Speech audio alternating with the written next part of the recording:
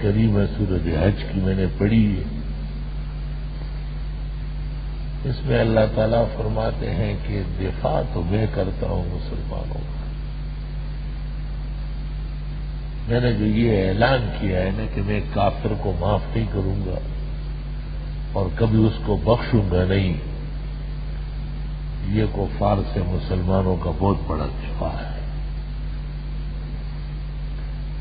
ان اللہ یدافع عن الذین آمنوا، اللہ تعالیٰ مسلمانوں کا دفاع فرماتے ہیں۔ ان اللہ لا يحب كل خوان کفور، اللہ تعالیٰ کسی خیانت گر یا کسی کفر کرنے والے کو پسند نہیں کرتا۔ خیانت سبب کفر ہے یا کفر سبب خیانت ہے، یہ بحث علماء کرام میں بہت مشہور ہے، کیونکہ حدیث شریف میں ہے کہ لا ایمان لمن لا امانت له، جس شخص میں امانت داری نہیں ہے اس میں ایمان نہیں ہے۔ گویا امانت میں خیانت کرنے والا بے ایمان ہے۔ ان اللہ یامرکم ان تؤدوا الامانات الی اہلہا، اللہ تمہیں تاکید کرتا ہے کہ امانتوں کا بہت خیال رکھو۔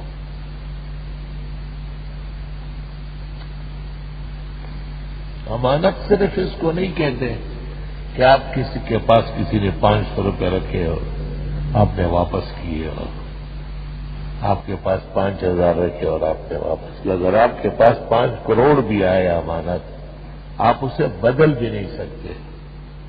استعمال کرنا تو درکنار، بعض کمعقل کہتے ہیں امانت ہے لیکن آپ کو ضرورت ہو تو استعمال کریے، بہت زیادہ بےہودہ انسان ہے ایسی بات کرنے والا، بہت نامناسب ہے۔ اور میں اس کی ایک مثال دیتا ہوں، جس طرح کوئی کہے کہ یہ ہے تو آپ کی بہن، مگر ضرورت ہو تو استعمال کر لیں۔ امانت اور استعمال، امانت اس رومال میں نے لپیٹ کے دی اور آپ نے دیکھا کہ یہ رومال خراب ہے، نہیں بدل سکتے، کسی میں رہی امانت ہے۔ اور جس کو کہتے ہیں کہ آپ استعمال کریں وہ عاریت ہے، وہ پھر امانت نام نہ دے، اس کا یہ میرے آپ کے پاس ویسے رکھا ہوا عاریت، مستعار یا قرض۔ امانت کے متعلق تو مشہور ہے کہ زمین بھی خیانت نہیں کرتی۔ تفسیر روح المانی میں ہے، علامہ آلوسی بغدادی نے لکھا ہے کہ ہمارے ہاں بغداد میں ایک رواج ہے کہ سفر میں یا دور و دراز جب کوئی مر جاتا ہے تو اس کو لوگ نہلا دہلا کفنا کے جنازہ نہیں پڑھتے اور زمین میں قبر کی طرح ایک کھڈا کھود لیتے ہیں اور پھر سب مل کر کے دعا کرتے ہیں اور زمین کو کہتے ہیں کہ یہ ہم اپنے وطن لے جائیں گے 6 مہینے بعد یا سال بعد یا 2 سال بعد، اس وقت تک امانت و نافی کے کہ ہماری امانت تو رکھ لیجیے، اوپر سے پتھر وتر رکھ کے بند کر دیتے۔ تفسیر روح المانی میں صاف لفظوں میں لکھا ہے کہ پھر سال بعد یا 2 سال بعد آتے ہیں اور اس کو دیکھتے ہیں، وجدوہ کما ودعوہ، جس طرح رکھا تھا اسی طرح تر و تازہ۔ اب زمین بھی امانتوں میں خیانت نہیں کرتی۔ کہتے ہیں پہلا دھچکا جو مسلمانوں کو لگا ہے اور اسلام کو لگا ہے وہ یہ کہ مسلمانوں میں امانت داری نہیں رہی، اور یہ کمزور بہت زیادہ، مال کے مسئلے میں بالکل پتہ بھی نہیں چلتا کہ مومن بھی ہے یا نہیں۔ جب مالی معاملہ اس کے پاس آ جاتا ہے تو بالکل کافر دکھائی دیتا ہے، حالانکہ اس کے پشت پر کتنا بڑا اسلام ہے، اس کے سر پر کتنا بڑا قرآن ہے، اس کے آگے آگے کتنا بڑا پیغمبر پیشوا ہے، اس کو ہر طرح دیکھنے والا، قدرتوں میں لپیٹنے والا، حفاظت کرنے والا اللہ جل جلالہ عم نوالہ عز شانہ عظم و برہانہ۔ ہم اس دن کے لیے مسلمان ہیں کہ ہم مال اور چیزوں کے لیے ٹھہرے نہیں۔ پھر اس کو ایک شرم بھی نہیں آتی کہ یہ کبھی شکرے کو کبھی باز کو تربیت دیتے ہیں شکار کی، بلکہ مخلوقات میں سب سے زیادہ حریص جو ہے وہ کتا ہے، نہایت کھانے پینے کا شوقین اور حریص مخلوق ہے، لیکن اس کو علم دیتے ہیں، اس کو سکھاتے ہیں کہ یہ خرگوش اور یہ پرندہ اور یہ جانور آپ ایسا پکڑیں گے پھر ایسا میرے پاس لائیں گے، آپ کو نہیں کھانا ہے۔ ایک وقت آ جاتا ہے کہ وہ اس علم اور تربیت کو قبول کر لیتا ہے، اور پھر وہ اپنے مالک کے لیے لاتا ہے اور اس کو ڈھونڈتا ہے کہ وہ کہاں گیا جس کے لیے میں نے خرگوش پکڑا ہے۔ اس کو پتہ نہیں کہ یہ خرگوش گوشت کا ہے اور بڑا نرم اور بہترین مزیدار گوشت ہے، اس کا سب اس کو پتہ ہے، لیکن اس کے تربیت اور علم نے مجبور کیا ہے کہ میں خیانت نہ کروں، یہ میرے مالک نے اور آقا نے مجھے سمجھایا ہے۔ تو غور کرنے کا مقام ہے کہ یہ کتے کو سکھانے والا اور سمجھانے والا یہ زیادہ بڑا مالک ہے یا اللہ تعالیٰ بزرگ و برتر بڑا مالک ہے کہ اس کے سامنے بندے خیانت کرتے ہیں۔ اس لیے اللہ تعالیٰ نے اس آیت کریمہ کے اندر خیانت کی صفت کفار کی بتائی کہ یہ مومن نہیں ہو سکتا ہے، یہ تو کافر لوگ کرتے ہیں، مومن کیوں خیانت کرے گا۔ اور وہ ابو طلحہ رضی اللہ عنہ کا جو قصہ حدیثوں میں آتا ہے کہ بہت دنوں بعد اللہ تعالیٰ نے ان کو بیٹا دیا، اور بڑا پیارا اور بڑا خوبصورت اور بڑا چہچہانے والا، اور سب گھر میں خوشی کی لہر تھی، لیکن خدا تعالیٰ کے فیصلے اس کی قدرت و حکمت کے ہوتے ہیں، وہ تو مخلوق کا پابند نہیں ہے۔ وقت آ گیا اور وہ بیمار پڑ گیا، تو ابو طلحہ روزانہ کام پہ جاتے تھے اور شام کو آتے تھے، تو آتے ہی گھر والی سے پوچھتا تھا کہ وہ بچہ کیسا ہے۔ وہ بتاتی تھی کہ کچھ آرام ہے، اور پھر وہ کھانا کھاتا تھا، کپڑے بدلتا تھا، پھر آرام سے بچے کے پاس آتا تھا۔ ایک دن جب یہ کام کاج پر گیا تھا، درمیان میں وہ بچہ انتقال کر گیا۔ بخاری شریف میں ہے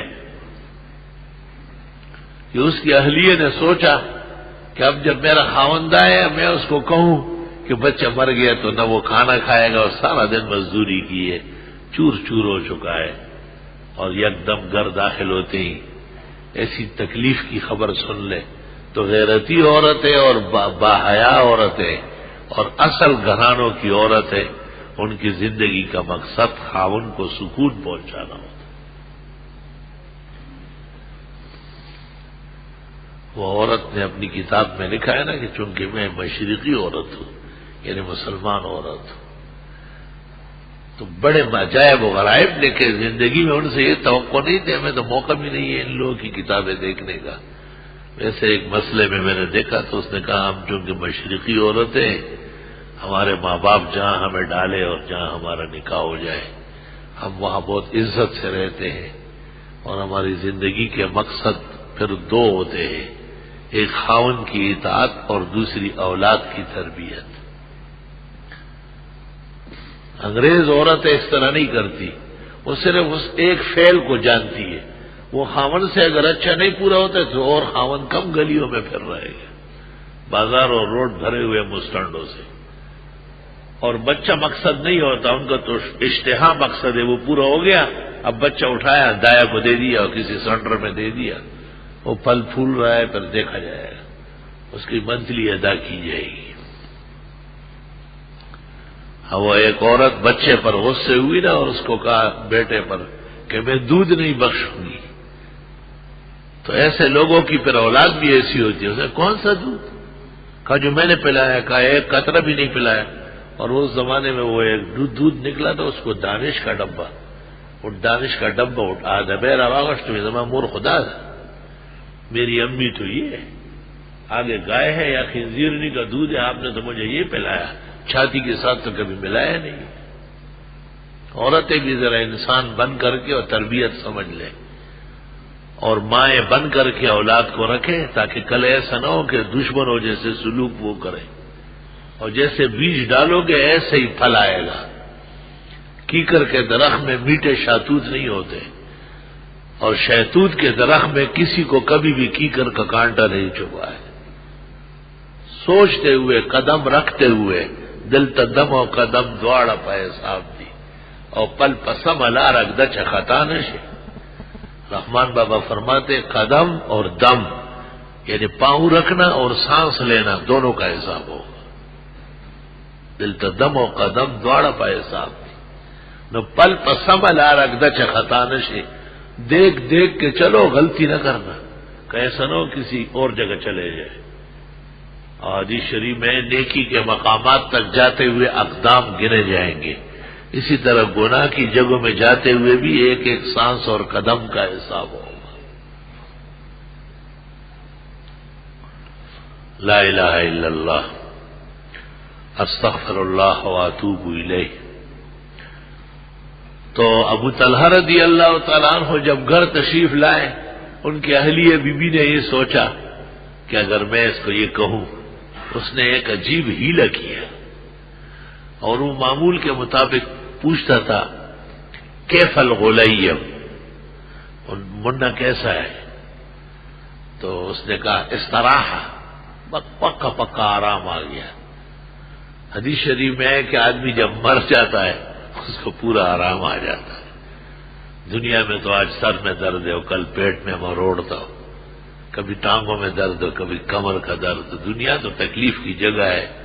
دری دنیا کا سے بے غم نہ باشد، اگر باشد بنی آدم نہ باشد۔ توبہ، استغفر اللہ۔ کہتے ہیں کہ آدم علیہ السلام کی مٹی جب گوندی جا رہی تھی اور فرشتوں نے مٹی ڈالی، ڈھیر لگائے گا، تو اللہ تعالیٰ سے پوچھا کس چیز سے گوندے؟ کا غم، ہم، صدمے، پریشانیاں، درد، فکر، اندیشے، فتنے، سازشیں، یہ ڈالو۔ فرشتوں نے ہاتھ باندھ کے سر جھکا کے آداب بجا لے، خدا ان تعالی یہ تو ایک لمحہ بھی رہ نہیں سکے گا، کبھی اس کے گھر میں کبھی آوازیں آئے گی رونے کی اور کبھی فریاد کی، اس سے فارغ نہیں ہوگا کہ محلے میں جنازے ہوں گے۔ اللہ تعالیٰ نے فرشتوں کو کہا کہ خدا میں ہوں، تم نہیں ہو، تم بھی اسی طرح ایک مخلوق ہو میرا پیدا کردہ۔ فرشتوں نے کہا کہ جل جلالہ، آپ کا تو اتنا بڑا احسان ہے اور اس کو دنیا میں آپ نے بھیجا ہے۔ تو اللہ تعالیٰ جواب دیتے ہیں کہ یہ میں نے دنیا میں مزوں کے لیے نہیں بھیجا ہے، بلکہ تکلیفوں کے لیے بھیجا ہے۔ مزوں کے لیے تو میں نے اس کو جنت کا وعدہ کیا ہے، اس لیے جب بہت بیمار ہو جاتا ہے تو عزیز و اقارب بھی اس سے خوش نہیں ہوتے کہ اس کو زندگی، وہ کہاں اب زندگی کہاں ہے، بس جی آپ دعا فرمائے اللہ آسان کر دیں۔ یہ دعا جائز بھی ہے، سنت سے ثابت ہے کہ اللہم احیینی ما دامت الحیات خیرا لی واقبضنی اذا کانت الممات خیرا لی، اور زندہ رکھیے جب تک زندگی بہتر ہو، اور جب زندگی آزمائش اور فتنہ ہو، سازش اور گناہ ہو تو پھر تو جانا ہی ٹھیک۔ امام بخاری نے بھی بادشاہ وقت اور ظالموں سے تنگ آ کر کے عید الفطر کو نماز کے وقت شہر سے باہر تھے، اس طرح دعا فرمائی، اور ایسے مستجاب الدعوات تھے کہ اسی وقت طبیعت ناساز ہوئی اور چند لمحوں میں انتقال ہو گئے۔ پاک آدمی تھے۔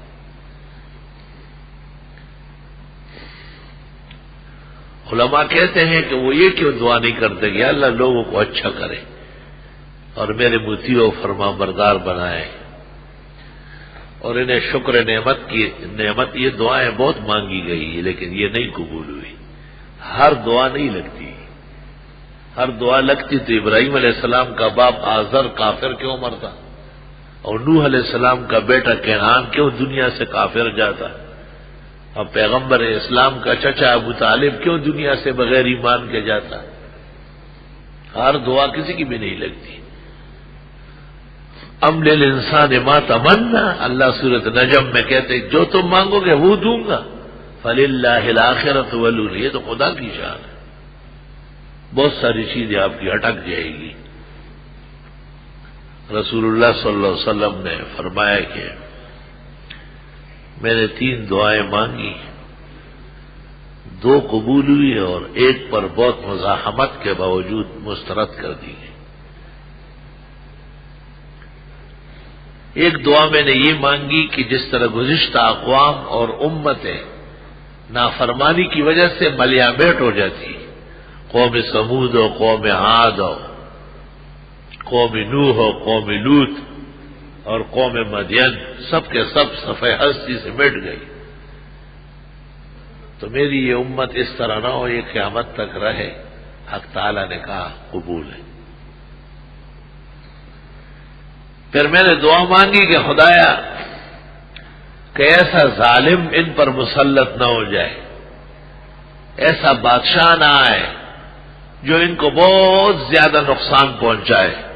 تو یہ دعا بھی قبول ہوئی کہ ظالم فوراً دفع ہو جاتا ہے، خواہ وہ کوئی مذلل ہو یا کوئی کون ہو، بہت زیادہ دیر تک ٹھہرتا نہیں ہے.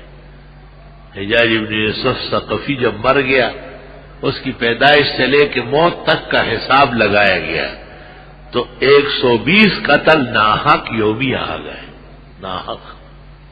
اور وہاں لوگ کون تھے؟ صحابہ یا بیشتر تابعین و تبع تابعین. ایسے ایسے ظالم بھی مسلط ہوئے لیکن ہٹ بھی جاتے ہیں. تیسری دعا یہ مانگی کہ یہ آپس میں نہ اختلاف کریں، لڑے وڑے نہیں. حق تعالیٰ نے کہا اس کو رہنے دے، یہ چلتی رہے. اور گلہائے رنگا رنگ سے ہے رونقی چمن، اے ذوق اس چمن کا ہے زیب اختلاف سے. کہتے امت چونکہ بہت بڑی ہے الی یوم القیامہ، اور جن اور ان سے اقوام ہے، قبائل ہے، پورا جہان ہے. کبھی عادات کا اختلاف ہوتا ہے، کبھی لسان کا اختلاف ہوتا ہے، کبھی رسم و رواج کا اختلاف ہوتا ہے. کسی نہ کسی طرح انسان روٹا رہتا ہے. اور عجیب بات ہے کہ جب حضرت حق تعالیٰ نے یہ دعا مسترد کی تو پیغمبر نے کہا ایسر و احون، یہ کوئی اتنی خاص بات نہیں. لا الہ الا اللہ محمد الرسول اللہ، اللہم صلی وسلم علی النبی وعلی آلہ واصحابہ.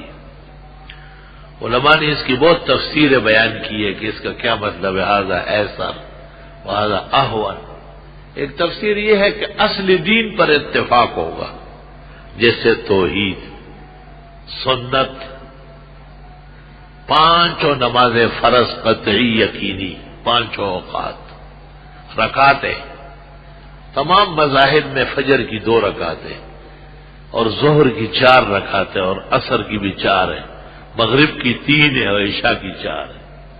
سارے جہان میں کوئی مذہب وجود نہیں جس نے 2 کو 4 اور 4 کو 2 کیا ہو یا 3 کو 4 کیا. طہارت پر بھی تقریباً اتفاق ہے کہ ہر نماز کے لیے طہارت شرط ہے، خواہ نفل ہو یا فرض ہو، قائمن ہو یا قائدن ہو، سفرن ہو یا حضرن ہو. رمضان شریف پر بھی اتفاق ہے کہ رمضان المبارک ہی کے روزے فرض ہے اور پورے مہینے کے فرض ہے. اس پر بھی اتفاق ہے کہ مال میں زکوٰۃ فرض ہے، اور مال 2 قسم کے ہیں. ایک وہ جو زمین اگاتی ہے جنہیں ہم زراعت کہتے ہیں، اور دوسری وہ ہے جو آپ کماتے ہیں، اسے شریعت تجارت کہتی ہے. اور اس کے علاوہ پونجی مال 2 ہے، سونا اور چاندی. بقیہ اموال اس کے تابع ہے. اس کی زکوٰۃ پر بھی اجماع امت ہے. تمام دنیا کے مذاہب حق اور ناحق سب متفق ہیں. زکوٰۃ فرض.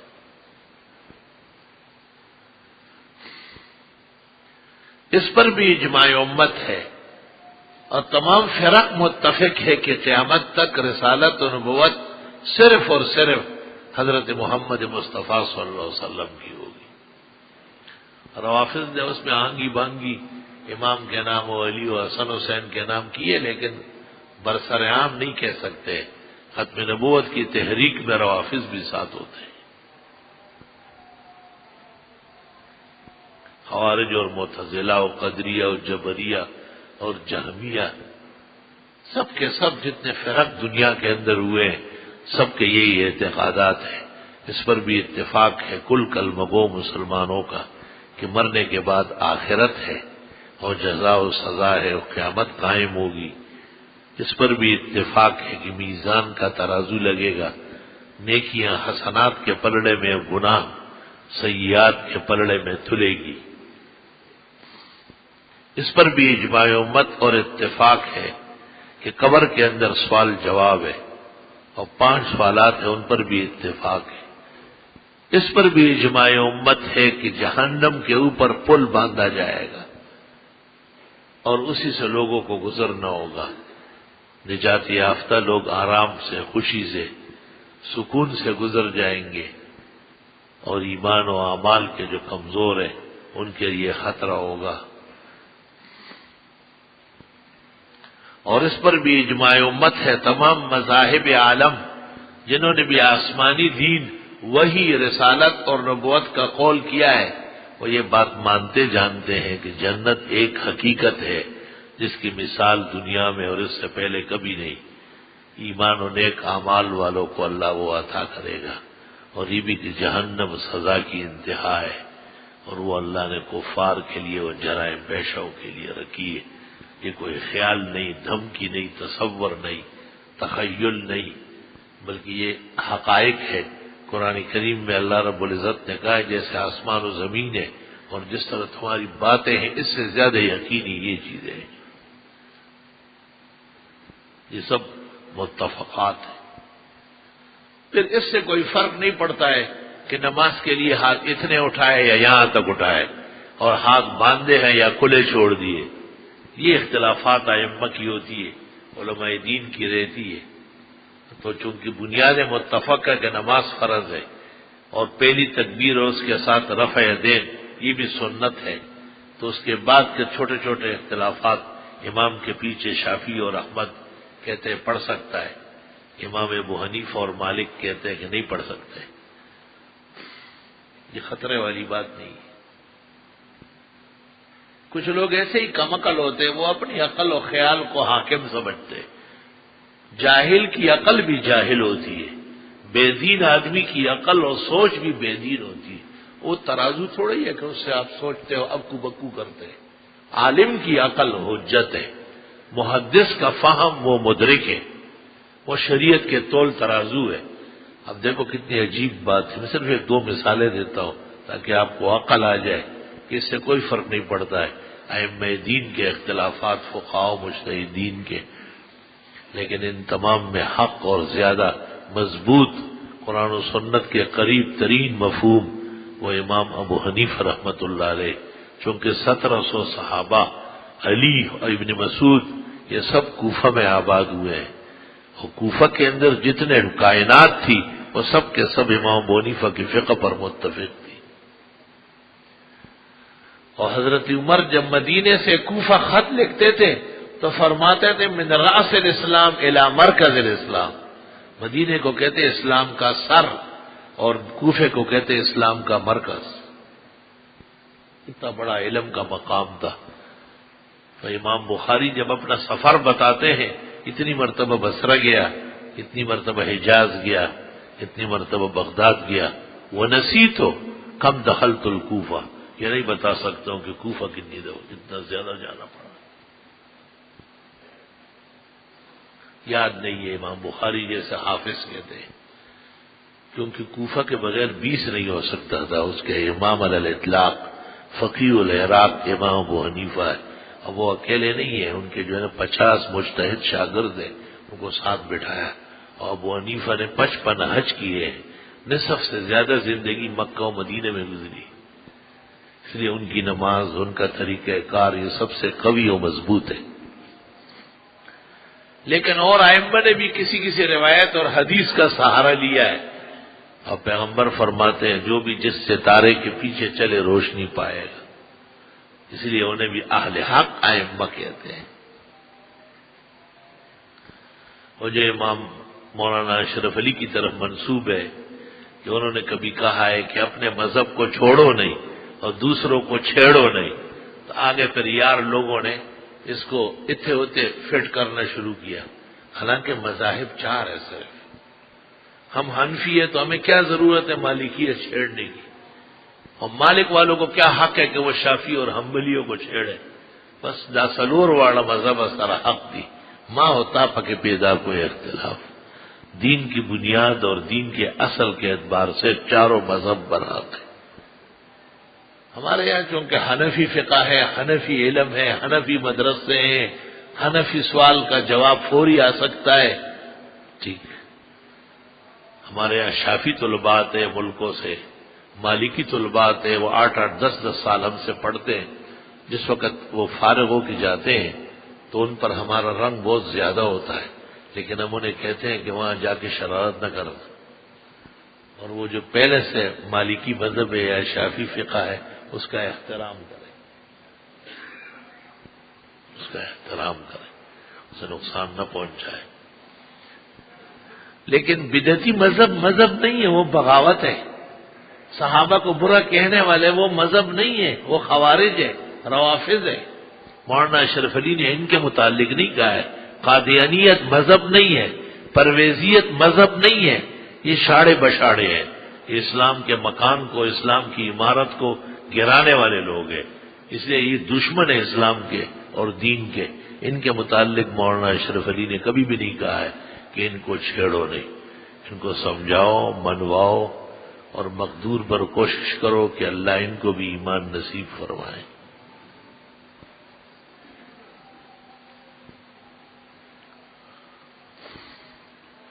تو ابو طلحہ رضی اللہ تعالیٰ عنہ جب گھر تشریف لائے اور بی بی نے ان کو کہا، ام سلیم نے، تو انہوں نے کہا کیسا ہے بچہ؟ انہوں نے کہا کہ اس طرح پورا آرام آ گیا، اور یہ ہیلتن کہا، کیونکہ سب سے بڑا آرام جو آدمی کو آتا ہے وہ موت پر آتا ہے، اور جب وہ مومن بھی ہو، مسلم بھی ہو، کیونکہ دنیا کے بکھیڑوں سے نکل جاتا ہے، اور آخرت تو پھر عیش و عشرت، فہو فی عیشۃ راضیہ، اللہ فرماتے پسندیدہ زندگی ہے۔ مالا عین رأت، آخرت اور جنت ایسی کہ آنکھ نے دیکھا نہیں، ولا اذن سمعت، نہ کان نے سنا، ولا خطر علی قلب بشر، کسی انسان کے دل میں ان نعمتوں کا خیال کبھی گزرا ہی نہیں ہو۔ اور پھر وہ تو بچہ تھا چند دن کا، معصوم تھا، اور بچے تو سب کے سب شفعاء ہے للوالدین۔ چھوٹے بچے قبل البلوغ جو مرتے ہیں یہ ماں باپ کو جنت لے کے جائیں گے۔ حدیث شریف میں ہے جنت ان کو فرشتے کہیں گے چلو جنت، ان کو لے کے چلیں گے جیسے پرندوں کا غول لے کے چلتے، جنت کے دروازے پہنچ کر وہاں پیرا کڑھا دیں گے، اندر نہیں جانا۔ فرشتے کہیں گے چلو اندر، وہ کہیں گے ہماری ماں کہاں ہے، ہمارا باپ کہاں ہے؟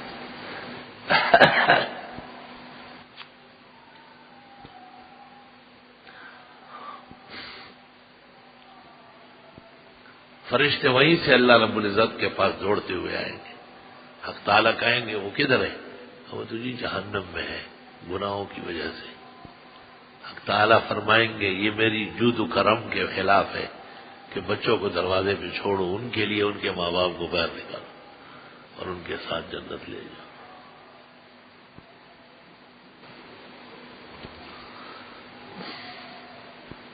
چھوٹے چھوٹے بچے مرتے ہیں نا تو ماں باپ بڑے تڑپ جاتے ہیں۔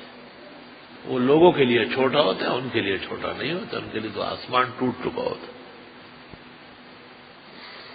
چھوٹا تو کسی کے لیے ہوگا، ماں باپ کے لیے کیوں چھوٹا ہے؟ تو ایسی تسلی اللہ کرا دے گا کہ تمام صدمے اور پریشانیاں بھول جائیں گے۔ ایک حدیث آتی ہے کہ چھوٹے بچے کا وقت پر عقیقہ ہونا چاہیے۔ اگر وقت مل گیا اور ماں باپ نے اس کا عقیقہ نہیں کیا یا اس کا نام نہیں رکھا اور وہ مر گیا تو امام احمد ابن حنبل کہتے ہیں کہ وہ شفاعت نہیں کر سکے گا۔ توبہ! عقیقہ سنت مستحبہ ہے اور نام رکھنا بھی سنت مستحبہ ہے، موقت ایک بھی نہیں ہے۔ لیکن ماں باپ نے تھوڑی سستی کی ہے تو جو ماں باپ اولاد کو غلط لباس پہناتے ہیں، غلط جگہوں میں پڑھواتے ہیں، غلط نظریے دلواتے ہیں، سوچتے نہیں کہ ہم رہتے کہاں ہیں اور کر کیا رہے ہیں۔ خود مسجد اور مدرسوں کے لوگ ہیں اور اپنے بچوں کو بابو بناتے ہیں، پینٹ پتلون پہناتے ہیں۔ ادھر عزت و غیرت کے آئینے میں اپنی شکلیں دیکھے کس طرف جا رہے ہیں۔ وائے ناکامی متائے کارواں جاتا رہا، کارواں کے دل سے احساس ضیاء جاتا رہا۔ پھر ایسے بچے ایسے اسکولوں میں بھی جاتے ہیں جہاں باقاعدہ اسلام کے مقابلے میں عیسائیت کی، مرزائیت کی، پرویزیت کی، بدعت کی۔ بدعت کفر کا شاخ اور برانچ ہے۔ ابن قیم نے تو اس میں کہا ہے بدائے میں کہ مبتدی کافر کے معنی میں ہے۔ بدعتی جو کفر کرتا ہے وہ یہ نہیں سوچتا ہے کہ میں مسلمان ہوں، وہ سمجھتا ہے کہ شریعت میں بنا سکتا ہوں۔ اس لیے ایک نیا سلسلہ انہوں نے گھڑ کے پیش کر رہا ہے، اب خود بھی تھک گئے اس۔ جائیداد کی حفاظت آسان ہے، سونے اور چاندی اور پونجی کی، لیکن یاد رکھنا اولاد کی تعلیم و تربیت انسانیت سے کرنا یہ آسان کام نہیں ہے۔ وہ ایک مولوی کا بیٹا اسکول جا رہا تھا، پینٹ پتلون پہنا ہوا تھا، تو کسی کو ایسے اشارہ کیا کہ میرے متعلق کہ اگر یہ پوچھے تو بتائیے نہیں کہ یہ کون ہے۔ تو میں نے دیکھ لیا، میں نے کہا ایک اتنا سا بیکار بیمار لولا لنگڑا اس کے سامنے جواب نہیں ہے تو احکم الحاکمین کے سامنے قیامت کے دن اس کا جواب کیا سے دو؟ یہ تو سوچ لو، یا قیامت کے منکر ہو چکے ہو۔ اس سے خوفزدہ اور شرم محسوس کر رہا تھا کہ مولانا کو پتہ چل جائے گا کہ میں مسجد میں مؤذن ہوں، میں مسجد میں امام خطیب ہوں، استاد ہوں، اور میرا بیٹا بھی پتلون پہن کے آگے جاتا ہے۔ یہ تجھے کیا دلائے گا؟ یہ تجھے کون سی عزت و غیرت کی ٹوکری پکڑوا دے گا؟ آپ اس کے سامنے مذہبی شکست کھا چکے۔ اپنے نصاب پر، اپنے سلیبس پر قائم رہو، آسمان و زمین کے خزانے آپ کے جوتے چومیں گے۔ میں حیران ہوں کہ میں اپنی عقل و غیرت کہاں کہاں تقسیم کروں۔ کہ لوگ کتنے کمزور ہو گئے اور کتنے بزدل ہو گئے۔ اے تماشا گائے عالم روئی تو کجا بہرے تماشا می روی۔ میری ایک بچی سہیلیوں کے ساتھ اسکول جاتی تھی تو چھپا چھپا کے جمعے کو بلا لیتے تھے۔ ایک دن میں نے کہا بی بی کہاں جا رہی؟ تو جی وہ مس نہیں مان رہی۔ میں نے کہا نہیں مان رہی؟ میں نے کہا بس تھا، واپس رکھے۔ اور میں نے اس میڈم کو اور مس کو خط لکھا کہ انسان کی بچی بنو، جمعہ شارحان ہماری چھٹی ہے اور ہماری یہ بچیاں جمعے کو نہیں آئے گی۔ اس نے کہا میری مجبوری ہے۔ اگلے دن دیکھا میری بیٹی مدرسے میں داخل ہو گئی۔ کہا ابو اسکول ویسے کون سی عزت کی جگہ ہے، ادھر آنا ہے۔ الحمدللہ، اللہ کا لاکھ لاکھ شکر و کرم ہے۔ یہ اسلام صرف ہمارے لیے ہے۔ تم شفاعت کے امیدوار نہیں ہو، جنت جانے والے نہیں ہو، تم اتنے کمزور کیوں ہو چکے ہو؟ میڈموں کو اور استانیوں کو اور استاذوں کو تیر کی طرح سیدھا کرو۔ 500 کی جگہ 1500 فیس دو، لیکن اپنے مسلک کا سودا نہ کرو۔ اپنی غیرت اور عزت کو گلیوں میں نہ رو، اپنے مسلک اور مذہب کو عزت کے چاند کی طرح اور تاج کی طرح سجا کے رکھا کرو۔ دنیا ہمارے مذہب اور مسلک کا احترام کرے، ہم کیوں کسی کی خوشامد اور چاپلوسی کریں؟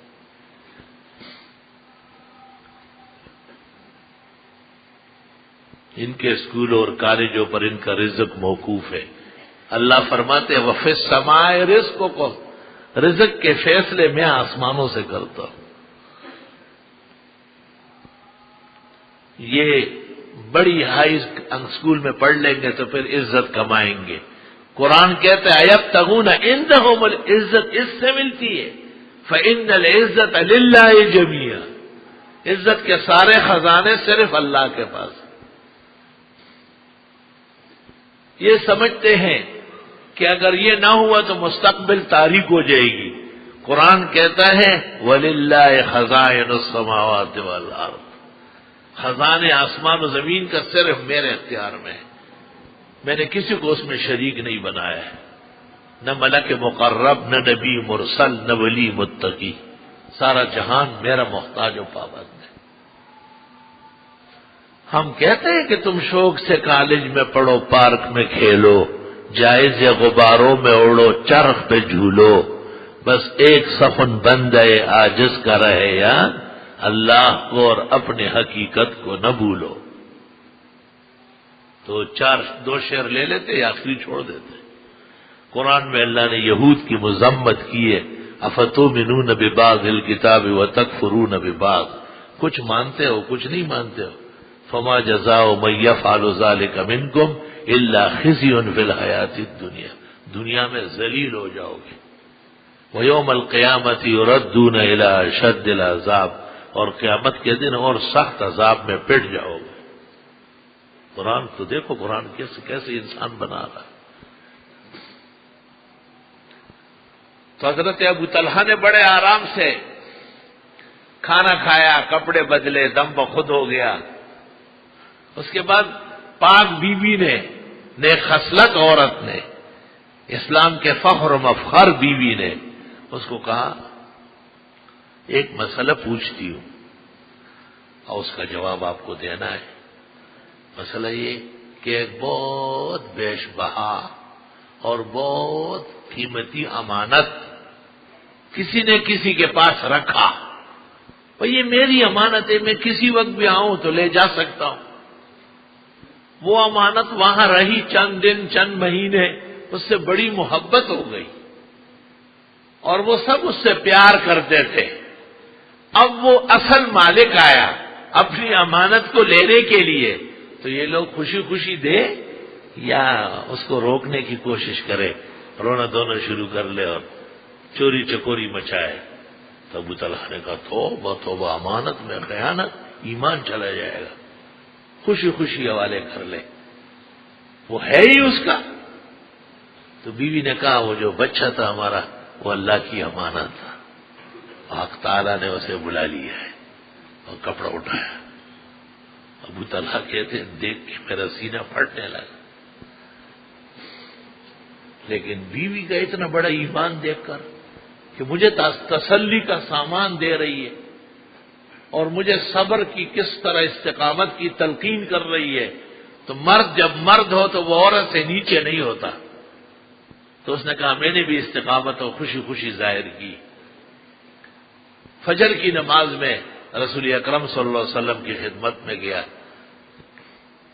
اور فجر کی نماز کے بعد آپ نے سارا واقعہ سنایا کہ حضرت میرے ساتھ تو ام سلیم نے یہ کیا۔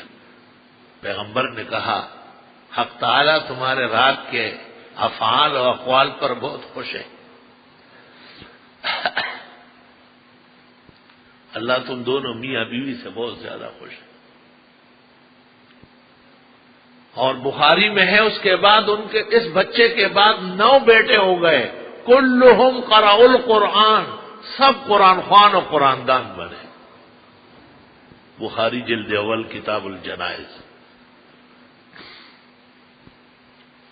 صبر کا پھل میٹھا ہوتا ہے اگرچہ دیر پا ہوتا ہے۔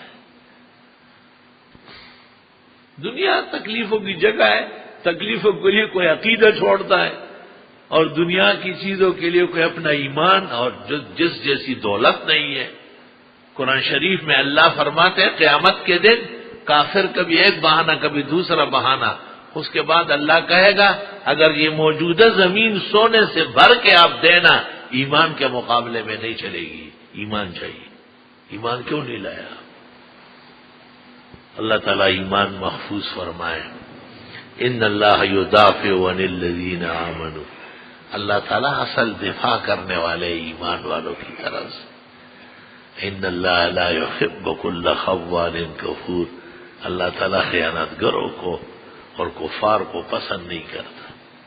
بس جب آپ خیانت نہیں کریں اور آپ ناشکری نہ کریں اور شکر نعمت کے حساب سے رہے اور دیانت و امانت کی زندگی اختیار کر لے، سب سے بڑا دفاع ایمان کا اور اسلام کا نصیب ہوگا. ہمارا ملک آج کیوں نہتا ہے؟ حکمران، سیاستدان، ملک کے مکین ایک جیسے خیانت گر. کسی کو چھوٹا دفتر ملا یا بڑا، چھوٹا عہدہ ہو یا وزارت ہو، ملک کا سربراہ ہو یا اس کا نمائندہ ہو، آپ اس کے اختیارات تو دیکھیں، آپ اس کا چہل پہل دیکھیں، سوچ تو لے کہ یہ ڈیوٹی کر رہا ہے یا اپنی چھوٹی حکومت کر رہا ہے. یہ دیانتداری ہے اور یہ امانت داری ہے. یہ مسلمان ہیں جنہیں دیکھ کے شرمائے یہود. اللہ سبحانہ و تعالی ایمان والوں کا دفاع کرتا ہے. ان اللہ یدافع عن الذین آمنوا. اور جب مومن تھے تو بدر کے میدان میں کیسی نصرت اور فتح کے اعلانات ہو گئے. سیہزم الجمع، ابھی بڑی جماعت کفر کے پیٹ پھیر کے بھاگے گی. ویولون الدبر. اور پیغمبر دعا میں کیا کہہ رہے؟ خدایا 373 یا 313 نہتے اور بے سر و سامان مسلمانوں کو لے کے آئے ہوں، یہ تو جنگ کے قابل نہیں ہے. اللہم ان تہلک ھذہ الاسلام ولم توبت، اگر آپ کی مدد نہیں ہے یہ پٹ جائیں گے. وہ تو لشکر جرار ہے، زمانوں کا لیس ہے، سارا ہتھیار کفار کے پاس موجود ہے. حق تعالیٰ نے کہا سیہزم الجمع، ابھی میری نصرت آ رہی ہے، یہ بڑی کفر کی جماعت ان کی پیٹ کر ان کو بھاگنے پر مجبور کرتا ہوں. سیہزم الجمع ویولون الدبر بل الساعۃ موعدہم والساعۃ ادھیٰ وامر. زیادہ پٹائی تو قیامت کے دن کروں گا، جس سے زیادہ کڑوا اور خطرے والا دن نہیں ہوگا. لقد نصرکم اللہ ببدر وانتم اذلہ، اللہ نے بدر میں تمہاری کیسی مدد کی، تم تو بے سر و سامان تھے، کچھ بھی نہیں تھے، چند تلواریں چند گھوڑے سے کیا ہوتا ہے. لقد نصرکم اللہ فی مواطن کثیرہ ویوم حنین، آخری تفصیلی لڑائی حنین ہے جو غسان روم کے ساتھ تھی اور 4 لاکھ سے زیادہ لوگ لڑنے آئے تھے اور چند ہزار مسلمان تھے. حق تعالیٰ فرماتا ابھی نے کمان پر ہاتھ رکھا تھا وہی رہ گیا، چھلنی ہو گیا، اور جس نے کمان کے اندر تیر چلانا چاہنے نہیں دیا، چلانے نہیں دیا، اس دوران رب العزت فرماتے ثم انزل اللہ سکینتہ علی رسولہ وعلی المؤمنین وانزل جنودا لم تروها. حق تعالیٰ نے فرشتوں سے کہا فوراً نیچے پہنچو.